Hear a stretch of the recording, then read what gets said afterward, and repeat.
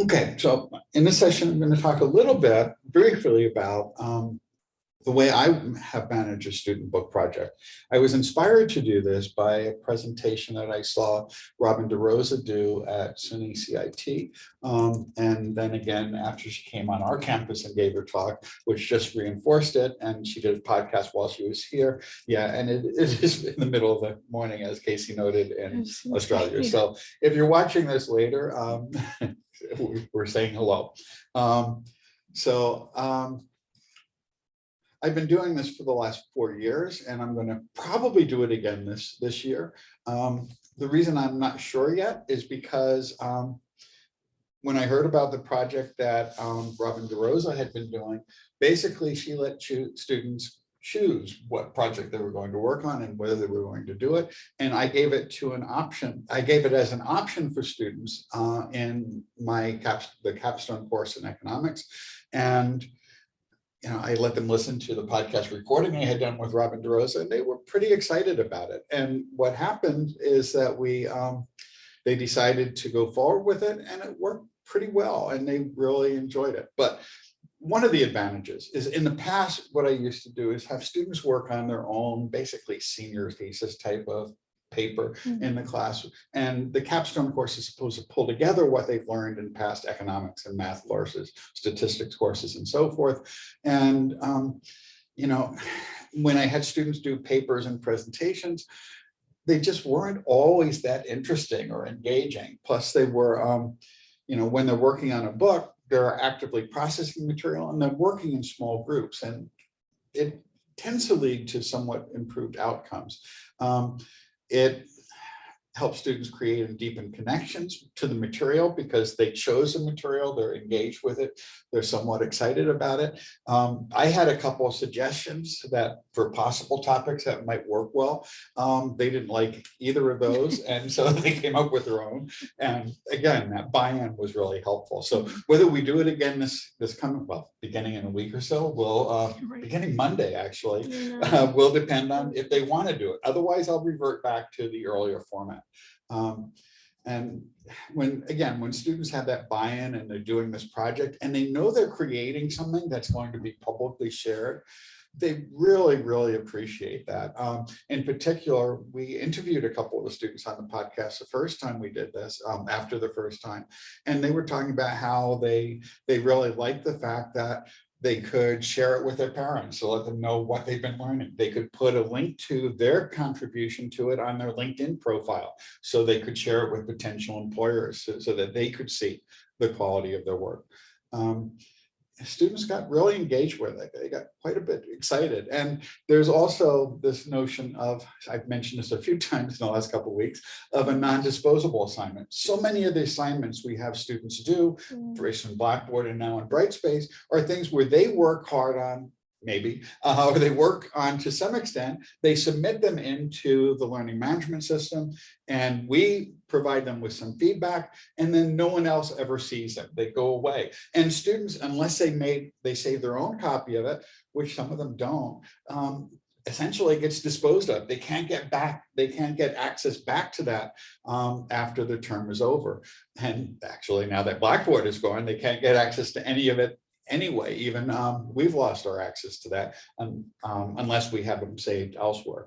And so they're creating something that's publicly shared. It's a form of open pedagogy, and it's a lot more fun. And it's really interesting to see where the project goes. It's I was a little apprehensive, I have to admit, the first time I did it, because I had no idea how it would work, but it worked remarkably well. And one of the nice things is, because it's a heavily scaffolded project where students are working in small groups, and they start by submitting, as a class, they decide on the overall topic they're going to be working on, and then they break up into groups and they take a portion of that project, and then each group goes through a number of stages. We'll talk about the stages, but they're getting feedback at each stage, and they're working with other groups, not just within their own group, but they're coming up with essentially one of the goals is to make sure that they're not duplicating work in different chapters and so forth. So it becomes a group project, which makes it a lot harder to engage in academic integrity violations. Although I have seen some example last year I had a couple of people turn in some things that were plagiarized. They actually ended up leaving the class. But in any case, I already mentioned that. And I already mentioned that. So the first year I did this, their topic was income inequality and intergenerational mobility. We just put some topics up on the whiteboard. They voted on them and they narrowed it down to a number of topics. And then we found a theme that they all fit into. They were really interested in inequality. They were interested in differences in opportunity. They were interested in discrimination. They were interested in things like the return to education. And this was a topic that hit all the things they wanted to focus on, and they become some of the chapters. The second group, I think, was a little bit derivative, but they wanted to look at why wages were different for different people, how they differed according to jobs, according to individual characteristics and so forth. But the approach was quite a bit different. And then there was another topic in there, which they couldn't come to agreement. So they had a group of somewhat disparate topics, and I tried to encourage them to converge, but this was a group that just was not going to converge. It was a year after the pandemic and so forth. And they just wanted to do their own things within groups. So there's a series of essays on very different topics. And I forgot to include this. I put these slides together earlier. I forgot to include a slide for last year. Last year, the focus was on the role that education plays in reducing income inequality, which does build on some of the earlier studies, but they were really interested in that. They were interested in the return to education and so forth. And again, each project turned out to be quite a bit different, even though there was some common themes across those, except for the one that was just a mix of things. So on the first day we meet, I give them the option. They decide whether we're going to go back for traditional syllabus or not. And we actually build the syllabus the first day. I come in with a default one, but we write a good deal of it on that very first night. Students are split into groups, typically groups of 3, sometimes a couple of times there were groups of 2, a couple of times there were a group of 4 when they took more complex projects. And what happened is we came up with a list of topics for the book, and each group was given a chance to allocate their preferences for which chapter they were going to work on. And remarkably, it converged. So if they really wanted one topic, they could vote all 10 of the points for that topic. If they were indifferent among 3 of them, they could vote 3, 3, and 4, and so forth. And what happened basically is I went through the list of chapters, see how many points they bid on each one. They turned in a piece of paper basically, or it was done with a form when we were no, I guess we were never remote in this at the start of the class, and we did move remote the first year, but it still continued pretty well. In fact, that class worked better when we transitioned because they were very used to working in small groups outside of class, and they were very used to working with Zoom and so on. So basically, each time so far I've done that, all the groups were able to get their most preferred topic, which worked out remarkably well. Coincidentally, I'm sure that won't happen all the time. But the project was scaffolded pretty carefully. We came up with an overall outline that was in a shared Google Doc, and groups submitted first a detailed chapter outline, and then that was done by the second class. And in the second class, actually, we'd look at all the submissions and we'd talk about which parts really fit where they were proposed, which might fit better, and essentially try to eliminate duplication so we didn't have redundancy across the project. And also talked about some gaps because some of the groups thought there was a topic that belonged in another one. So we shifted things around and moved them around. Then the next stage, this was generally a week or so later, they submitted a bibliography for the section. Then they submitted it, and often, at that stage, I tell them to use peer-reviewed articles and so forth, but 1 or 2 of the groups would always turn in a few blog posts. Some of the blog posts were from various, perhaps not fully legitimate sources. And I'd remind them that, we'd really rather base this work on peer-reviewed research. I'd remind them of the resources I shared on where they can find things. There's the Journal of Economic Literature, there's the Econ Lit online service, and we also in economics have something called REPEC, which is Research Papers in Economics, which basically indexes pretty much every working paper by pretty much every college.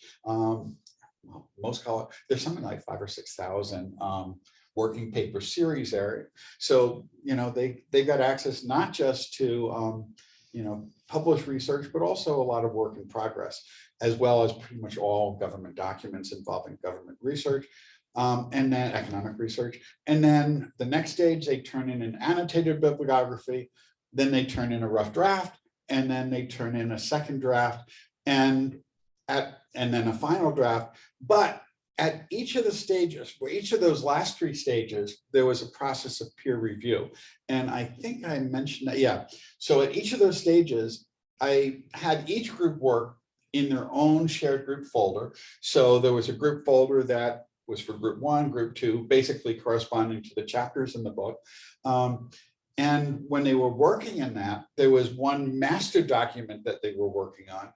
But this was a technique I picked up from Jessica Kruger at the University of Buffalo, who had a book project in her class.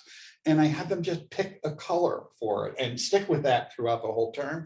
And I suppose one thing I left out of this that I should mention is I have the group first meet together and talk about how they're going to share the work, how they're going to work outside of class, how they're going to coordinate the work, what they're going to do when there's issues with people not contributing, and do some group processing to talk about that and draw up a group agreement on how their work was going to progress. And that was shared right within that. And also in that document, I had them list which color each person was using. And that just made it really easy for me to see the individual contributions of each person. Can always go back and verify it in the Google edit history to see what people had contributed, because some people, much of their contribution was cleaning it. No, not the people who tended to clean up the work of others and tried to create something that sounds more like one voice also tended to be one of the more active contributors in the group. But it was pretty easy for me to see what they were doing. And once we got to the stage where the rough draft was due, I downloaded the PDF. I downloaded the working document as a PDF, uploaded it into Hypothesis. In the past, this was done in Blackboard. This year, it'll be done, assuming we do the same sort of project, it'll be done in Brightspace.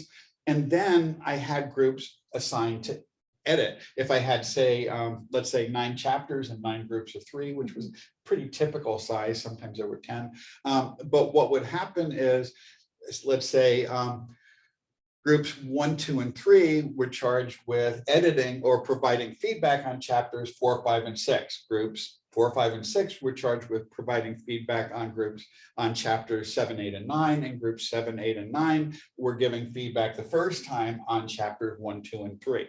So that's how each person was responsible at the feedback stage of giving feedback to 3 other chapters and on a rotating basis. And then in the second time, for the second draft, they did the same thing, but they shifted by 3. So each group was responsible for providing feedback on 3 different chapters. And then in the final stage, I had them provide feedback on all of them, on everything except for their own chapter. But they also, when people were giving them feedback on it, they responded by often putting in explanations of why they did things in their own documents. I did make a mistake the very first time for the first part of this, before we finally got the Hypothesis integration set up in Blackboard, something I had been asking for about 2 years. But I tried having them do the feedback in Google Docs. And one of the problems I had was, as soon as the students who wrote the documents, as soon as they saw that someone had commented on it, they'd go in and make changes and delete the feedback, which made it really hard for me to track the changes that were being made. So once we got access to Hypothesis, I switched over, and that way I could see where things were frozen at each stage. And then, the people who were working on it could go in and edit their document, but basically the document was frozen at 3 dates for each of the drafts and for the final document. And then there was one more polishing draft before it was finally done. And once it was all done, usually a week or so before the last class day, or by a certain date, I just basically take their final documents, port them over to Pressbook. That was something I did myself, because giving all the students in the class edit access to Pressbooks was just a lot of work and a lot of would require a lot of their learning. That was probably not worth it, especially on the last week of the semester. And I didn't want them doing the work in it because Google Docs are just a much easier way of editing and sharing work. And then on the last week of class, they came in and they got to see their whole book as a document, and each group presented their chapter to the class as a final ceremony. I think one of the times I picked up some pieces of them. I didn't do that in 2020, but I don't think I did it last year either, but it was kind of nice. And these are the Pressbooks. Well, this was a Pressbooks site. Pressbooks no longer works in quite the same way, but there is a SUNY instance of it. Pressbooks at the time, anyone could create a Pressbook, anyone with an EDU account back then, up until August of 2022, could create an account on Pressbook, have publish any work on it at no cost. Now, if you wanted to remove watermarks when you download it as PDF, or if you wanted a bit more storage or be able to export it into a Kindle or other format, you had to pay something, either $35 for a small version or $95 for a bigger one. And I did that, but Pressbooks changed their structure, their billing structure, so that they're working pretty much only with institutions now. So, and we don't have an Oswego instance of this, but SUNY does as part of that SUNY Create project. So that's where it'll be shifted to if we do it again this spring. But basically the way Pressbooks work now, you have to pay something like $35 or $40 a month for each book that you have hosted that is editable. Now, these books were grandfathered in, and anything that was created with a common Creative Commons license, they still will host, but they're no longer editable unless you pay $35 or $40 a month for some period of time. So these are pretty much locked in right now. But this is the first book, and this is how things would look in Pressbooks pretty much at any. It has my name on it because I was the one who did the pasting. But if you click on Read Book, it shows you the chapters, the sections, and so forth. There's a little intro that I wrote explaining why that happened, along with a link to the podcast. But if you go up to here, there's a table of contents. And these are the sections. So the first section was trends in income inequality and intergenerational mobility. The next factor was causal factors, things that led to the intergenerational inequality. And the last portion was, what are the consequences of this, and what are some suggestions for remediation, for reducing income inequality? And they evaluated all those. We can go to, for example, this chapter, and here's some, here's their final work. It looks pretty nice and it's downloadable as a PDF and so forth. The quality of the work varies a bit, but it ended up being a pretty polished project by the time it all came together. Students ended up writing a lot less than when they were writing individual papers, which has always bothered me. And I talked to him about that a bit. I said, if you were working on your own paper, it would probably be at least 2 or 3 times longer than this. And one of the things they said was that the extra editing they were doing and the feedback they were providing and so forth all through the project added quite a bit to the work, and it was harder to do. Plus, one thing I didn't mention is this was just one aspect of the course.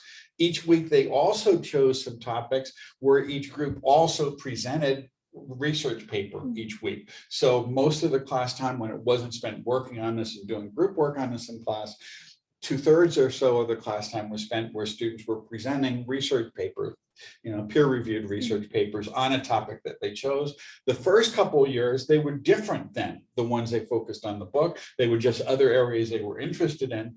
And the last couple of years, it was more directly put in. And Casey asked whether I gave students instruction on accessibility. Yes, I did. And basically I showed them how to set up headers within within Google Docs and so forth with the appropriate heading structure. I created a template for them with, we actually as a group talked about what the heading structure would look like within each chapter, whether you just have A and B heads or whether you want to go A, B, and C heads and so forth. And basically, I created a template that each group downloaded to start the document. So it would already have the same basic structure with, they agreed on the font, they agreed on the font size and the basic formatting. They agreed on whether each time, whether to use endnotes or footnotes and so forth.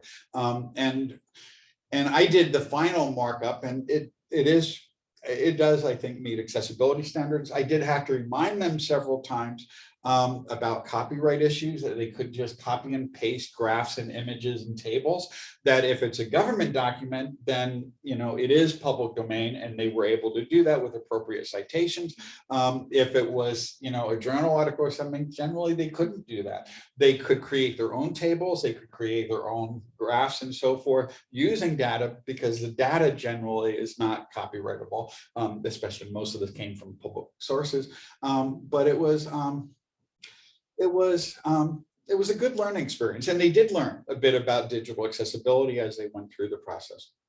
And so this was last year's topic, and again, this one worked pretty well.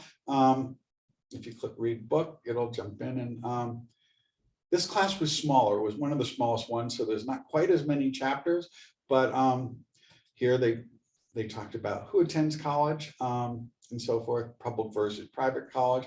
They summarized the research on this, the empirical research, and there was one group that actually did their own research. And let me go back to the contents. And this was kind of interesting because one of the students ended up going in and working with American Community Survey data, where she started with 3 million observations, and she narrowed it down and so forth to estimate the returns in education. Let me see which chapter that was. I think it was. No, it was, who attends college? It was in here, I think.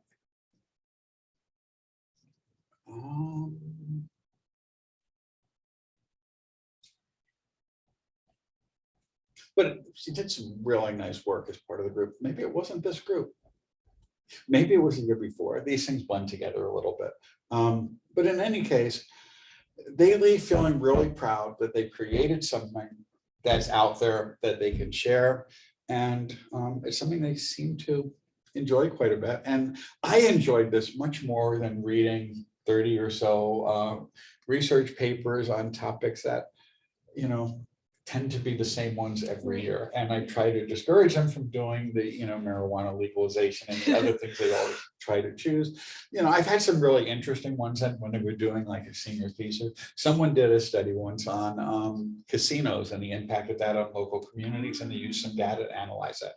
That was a little bit different, but there's papers, 20-page papers or so, which was a typical length. Some of them were 30 or 40 pages, were not always, the most fun to read and provide feedback on at each stage.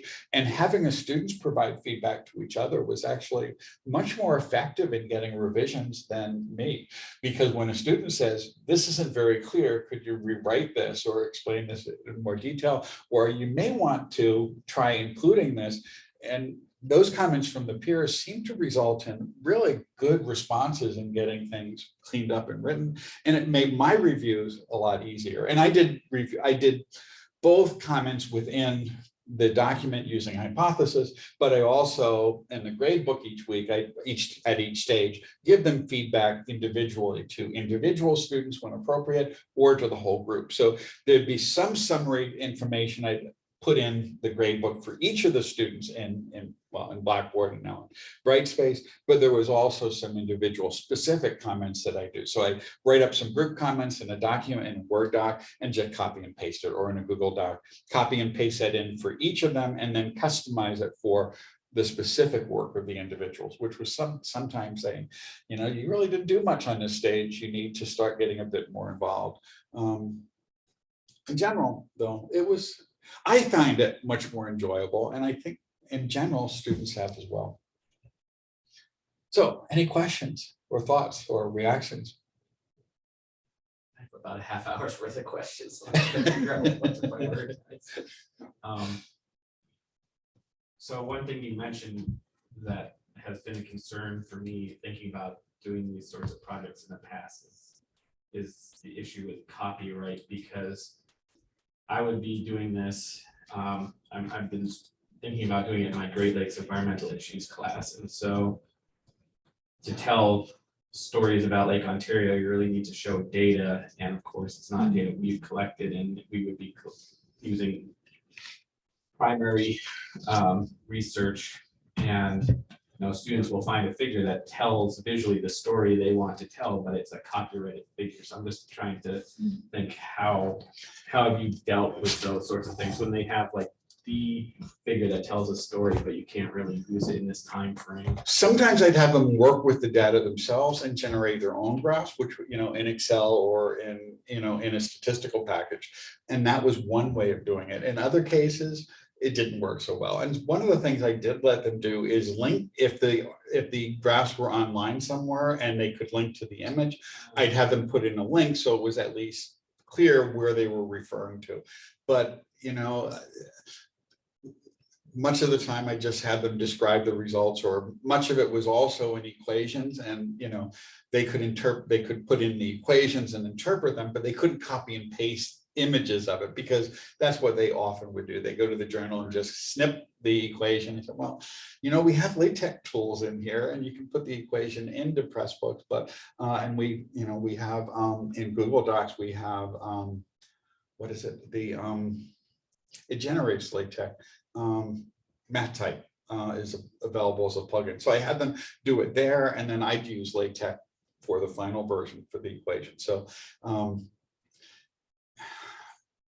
but it wasn't just copying and pasting, because that was an issue, and that's more of an issue with things like that than it would be for a literature class or something. In your classes as well. In mine as well, but a lot of it where they were just summarizing the research without using the images and so on. One of the things in economics is we tend to work with lots of variables, so two-dimensional graphs don't work as well.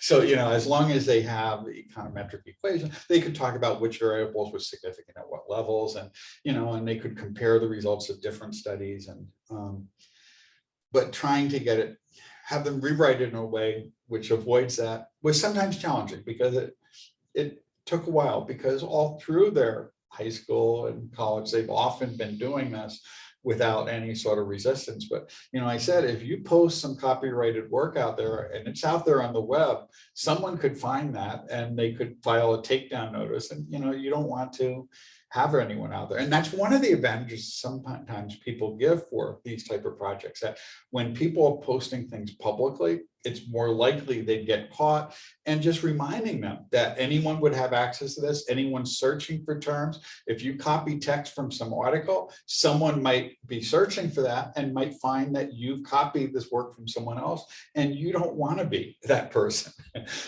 So that tends to help quite a bit. And if you're giving them feedback along the way, things often will get revised so that they're, it's somewhat cleaner. And especially when they're working in groups, unless they work as entirely independently, I'm a little concerned about ChatGPT, because, oops, I've got to stop this recording, but because now they could generate it in a way that would not be as detectable. So where is it? Let me stop the share and stop the recording. And we lost, the camera didn't get shared. Well, there wasn't only one person out there, so